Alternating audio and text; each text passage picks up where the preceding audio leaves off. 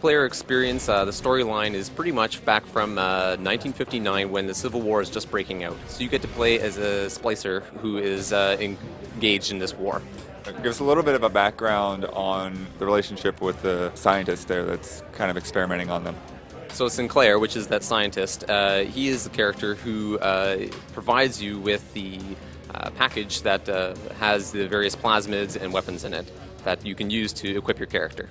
I think the most important aspect is certainly the plasmids and tonics that you can use to modify your gameplay style. That's probably the most unique aspect of the game, and it really lets you define the way that you want to play. All the characters really only have aesthetic appeal, so you want to pick one that is something that you would want to play as. But there's characters that range from the welder to a housewife to a rich businessman. So when you set up your character, you have the option to improve the aesthetics of the character. So for example, you can add a mask or you can add a different unique melee weapon to that character.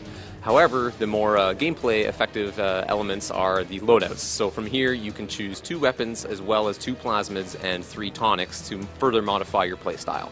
The ones that we are revealing today are, we have the Geyser Trap as well as the Arrow Dash. Geyser Trap is a plasmid that you can throw on the ground or on enemies that allows you to either propel yourself up into the air or an enemy into the air as an offensive plasmid.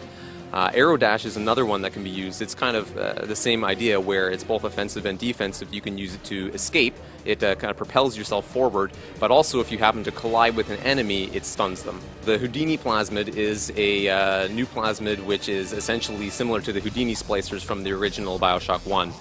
It makes you go invisible, although there's a big cloud effect, so it's obvious when you're going in and out of invisibility. Capture the Sister mode is a new mode where there is a little sister on one side of the team and the opposing team needs to capture her and put her in a hidey hole. And that's the objective of the game, to get as many as you can. Once the time runs out, then the teams switch and the previous defenders now are the attackers, and now their objective is to get her in the hole. And from there on, whoever acquires the most captures is the winner. Depending on the different game modes, if you're playing Capture the Sister, then someone on the defending team automatically becomes the Big Daddy and gets to play as him.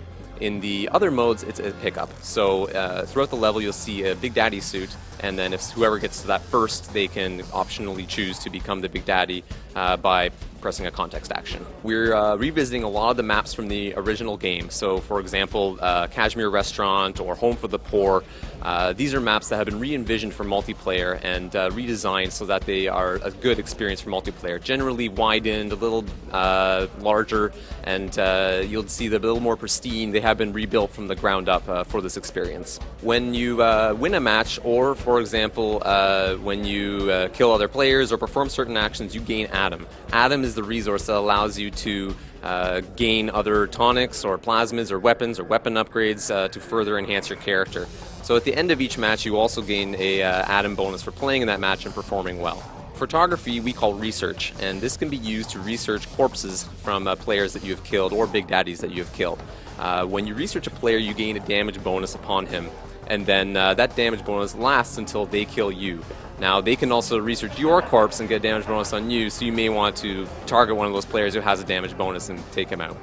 My favorite tactic would have to be telekinesis. So I like to hunt the levels for barrels, explosive barrels, grab them with TK and whip them at people. It's a pretty instant kill and their ragdolls go flying, so that's a great one. It's a great multiplayer game. I hope it'll be a unique experience. I think the plasmids and tonics really add something that is different for the player, and I hope that everyone enjoys it. So that's Bioshock 2 multiplayer, and it's coming out in February 9th, 2010.